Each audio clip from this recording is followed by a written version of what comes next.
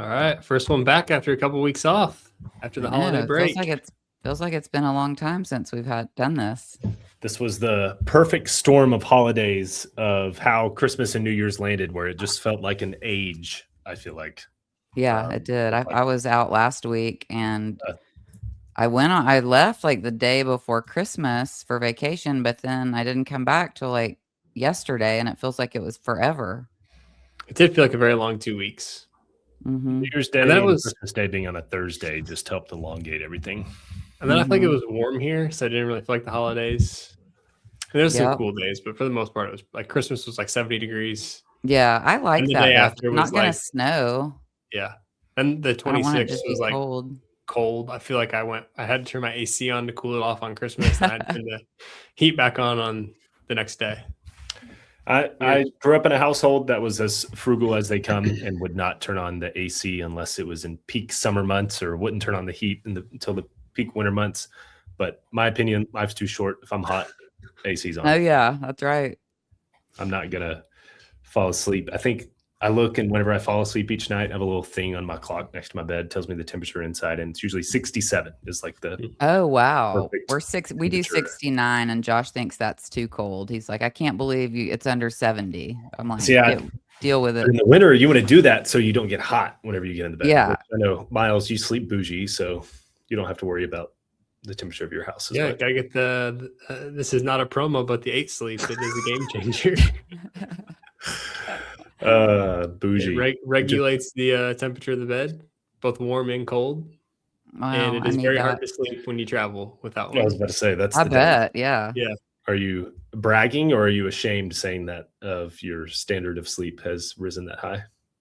Hey, you spend like half your life in bed. If it's too short to That's valid. if it's too short, if life's too short to not turn the AC on, or turn the AC on when it's warm, whenever it's warm out, and then you spend half your time in bed, life's too short not to. You're right. have a Yeah. comfortable bed. Very I true. like that. Yeah. That's good. So My what are we big, talking about today? My big first podcast of the new year. I think one big item I'd like to accomplish this year is going to another MLB park. So back behind me, I've got some baseballs of some different stadiums that I've been to, some MLB parks. I would love to add on a baseball or two this year. Okay, so I'm that's going your to Boston your in goal for the July. year. So that would be very easy to go to Boston this year, and maybe another ballpark would also be great if maybe I could travel with the Braves wherever they're playing somewhere and go see. Yeah, a game. that's very true. I've been to Boston. I've been to that one. I've been to Fenway also, one game. Yeah. Yep. I feel like that and Wrigley, and then the Atlanta Stadium, and then I went to one time I went to the Detroit Stadium. I think those are the only 4 I've been to. Okay. What about y'all? Anything you're trying to accomplish? New Year for me, I want to start reading more books again. I just used to devour books, and then something happened along the way, and I didn't. It's like I started getting on my phone more or whatever. So I'm going to try to put my phone down and start reading more again. That's good. Yeah, That is good. I don't know. I'm trying to figure that out. I mean, since the last time I was on here, I've had a baby, so That's true. That's big. trying to figure out what the new normal looks like. Yeah, that's a good one. You're still I always say reading, but it's a little difficult at times to find time to read. Yeah, right yeah. now. So Your goal is to be a dad. Head above water. That's where we're at. Yeah. I think for anyone and everyone, a hard and fast rule to set yourself with social media and just time on phone, I think would be great. Like, I don't know, it comes to mind if I could, not look at that stuff after 8 p.m. or something. I feel like that can only be good for me. Like, there is no downside to putting my phone down or not looking at social media until the next day. Literally. Well, no Josh doubt. and I will both just be sitting there, only people in the house, both on our phones. I'm like, what are we doing? We've got to stop doing that. Yep. Yeah, it's bad. It's it's bad. And for your sleep. Like, it's not just bad because you're just wasting time looking at mindless content, but then I know it's better for your sleep if you don't look at a screen for an hour or two before bed. Right, exactly. Drastically improves your sleep. So, all right, those are the personal New Year's resolution. What about financial? It's kind of what we want to talk about today. I guess I should also say Welcome back to our How I Work podcast. Yes. Myles Zuger. Welcome to 2026. Carson Odom and Jeri Anne.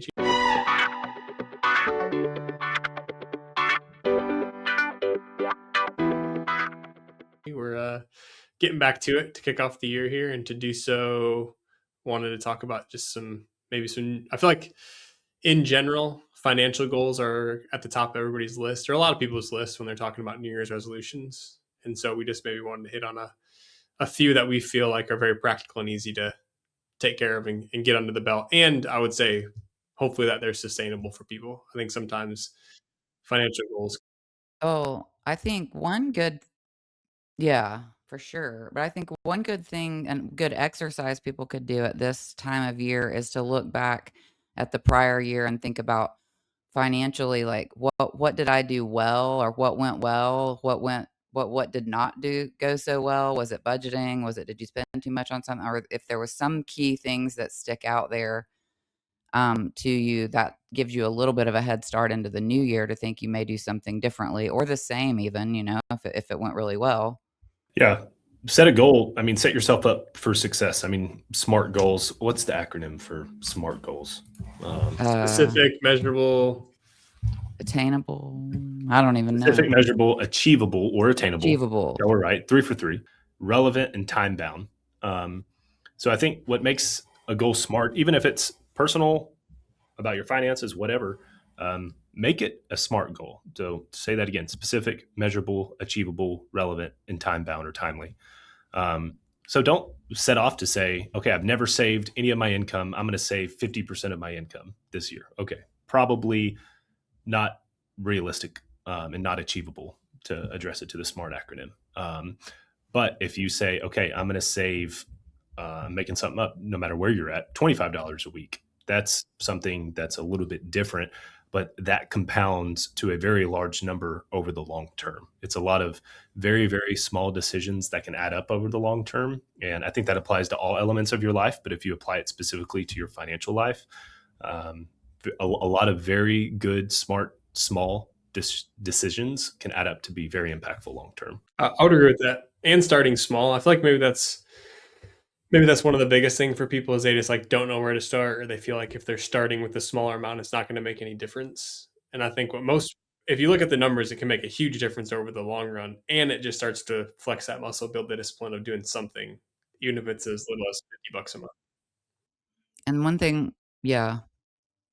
thing we tell our clients, and I tell my kids and whatever, is usually around this time of year, people are getting raises. I know it's different times of year, but this is also the time that you could increase your 401k by 1% or 2%, depending on how you're feeling with what's going in there. I mean, that's just a little something you could do to kind of get the ball rolling there, just adding a little bit. For sure. That's a great way to do it. I mean, think about a small goal. Like I said, $25 a week over 52 weeks. Like if I raise my hand, it's easy to waste $25 a week. I mean, one Amazon order on something you don't need, or a couple coffees a week, and there it is with how expensive coffee is when you go and get it out. When you reflect, would you be better off having an extra $1,300 a year from now sitting in the bank or an investment account, whatever? And you can even, if you're already saving, escalate that. Say if you're doing 100, what if you try doing $250 a week or a month or whatever that savings rate is? It's usually small decisions that take small sacrifices, but add up big over the long term. And this is also a great time of year to like reflect a little bit on what you've been working so hard for, and like checking your emergency fund. Does it still have, your 3 to 6 months worth of expenses? Is your retirement still on track? How's your cash flow, your incoming and outgoing expenses? Like, it's just kind of like a health check on your finances. It's a good time of year to do that. Yeah, I think that's good. I agree. One thing, a lot of people want to budget. They just throw that term loosely and they just go into the new year. Oh, we got a budget. We got to be better about our money. I would say if you've never done it before, stop, don't do that, and take a month and just track your spending, because we say it on here all the time. I think knowledge is power in this respect. And you don't know how to budget until you have numbers to go off of in the first place. So give January and just be good about tracking, whether it's a spreadsheet. There's a gazillion softwares out there for tracking your expenses and spending. Track it, and after on February 1st, look back and learn about yourself and say, oh, we spent way too much money here. I didn't realize we were spending that much. Or holy moly, we spent $200 on coffee going out last month. That is a very easy thing that we can cut out and save that if saving or paying down a debt's going to be your goal. But I would say if you're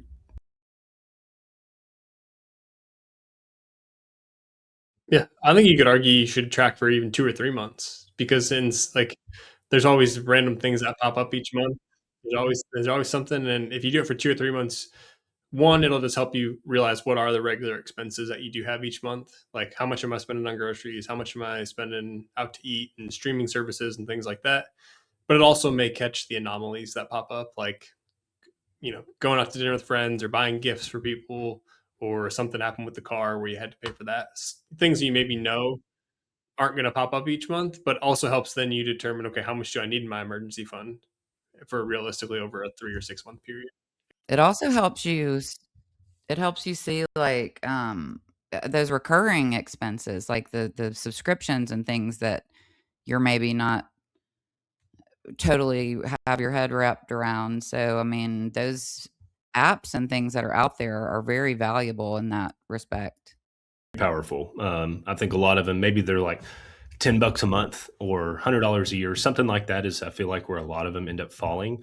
And I think the value in what they bring, they can easily pay for themselves over the course. Automate it. I feel like maybe some people are just intimidated by it. They feel like it's a lot of work to track it. If you using one of the apps and automate it using that, you can probably spend 30 seconds a day just verifying any transactions that you made that day and just making sure that they're on there. And if they are, make sure that they're categorized correctly. And if something's not, you can quickly plug it in there and get it added. And if you're spending 30 seconds a day, that's like 10 minutes a month it really takes to track things. And then you can spend another 10 minutes reviewing things. So it's not that.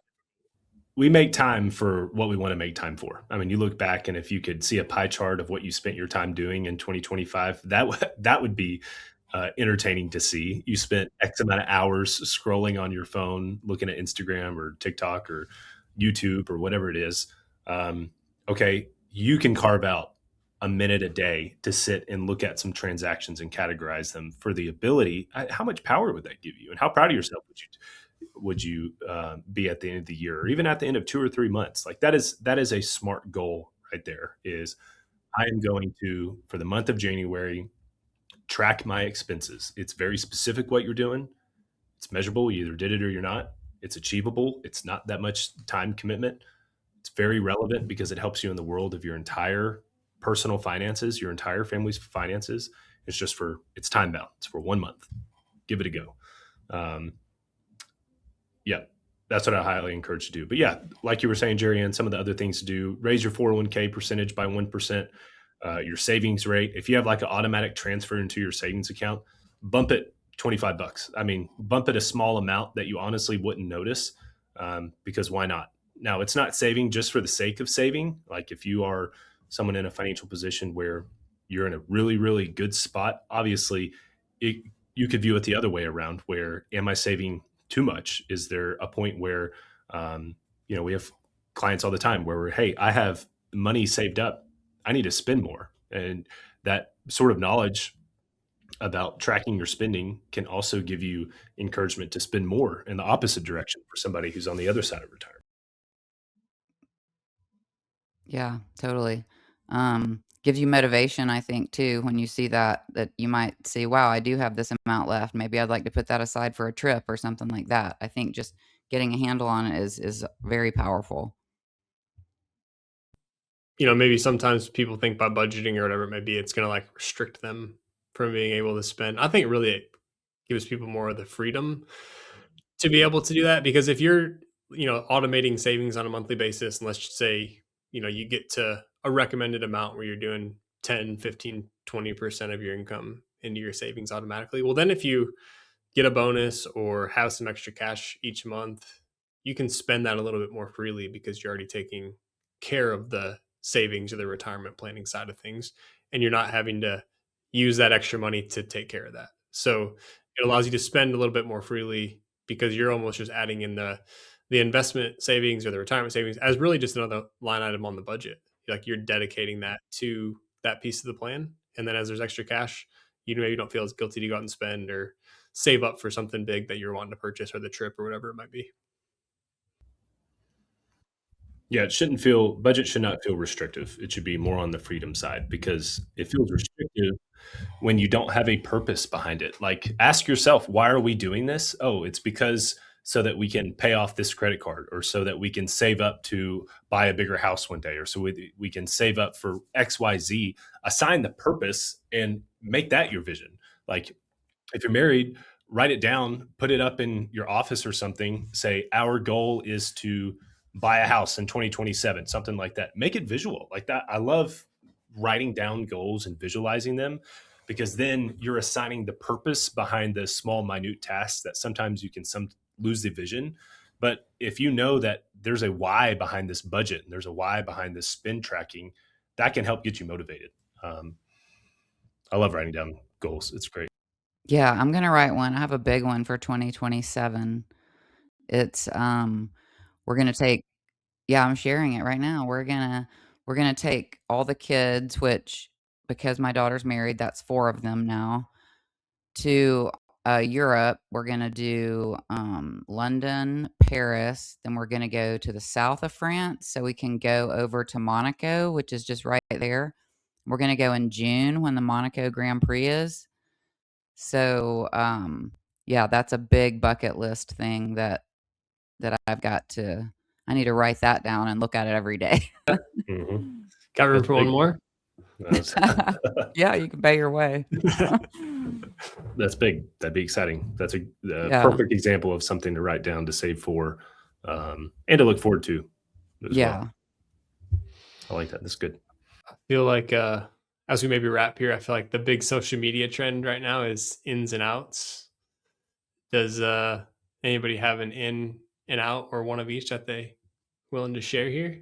I'll Well, go I first. I already would said say, yeah, mine, I I would say one of think my was ins is I want to be more intentional with giving, like charitable oh, giving. that's good. Like I'll do it from time to time, but it's not like, it's not like a set thing that I do or that I'm consistently doing. So I want to make that more of a priority. Yeah, that's great.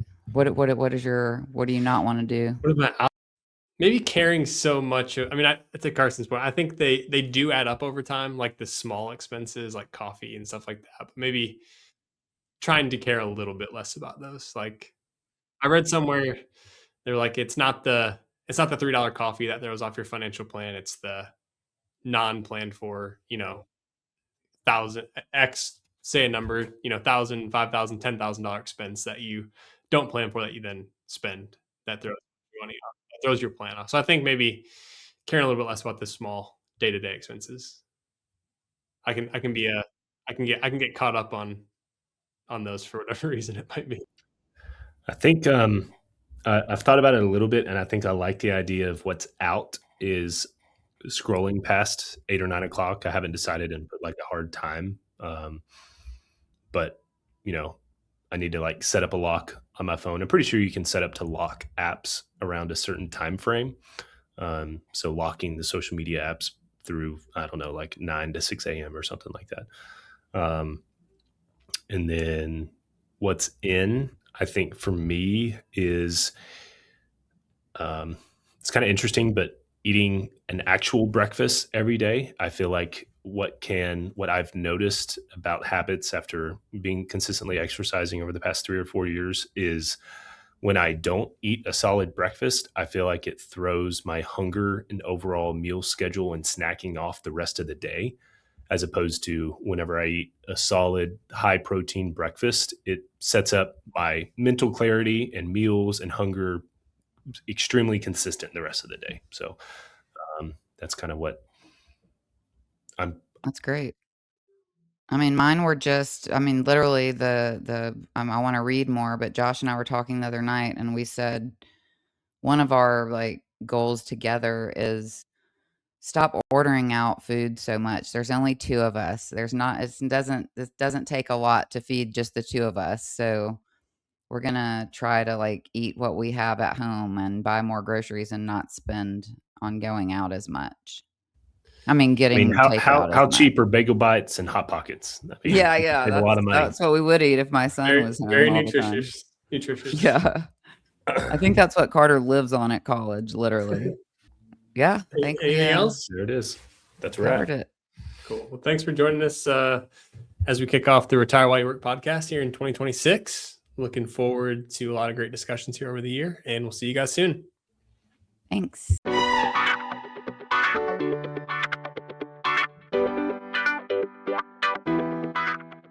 Any opinions are those of myself and not necessarily those of Raymond James. Expressions of opinion are as of this date and are subject to change without notice. The information contained in these podcasts do not purport to be a complete description of the securities market or developments referred to in this material.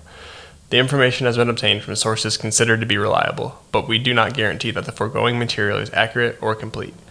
Every investor situation is unique, and you should consider your investment goals, risk tolerance, and time horizon before making any investment. Prior to making an investment decision, please consult with your financial advisor about your individual situation. Any hypothetical examples are for illustration purposes only. Actual investor results will vary. Raymond James does not provide legal or tax services. Please discuss these matters with the appropriate professional.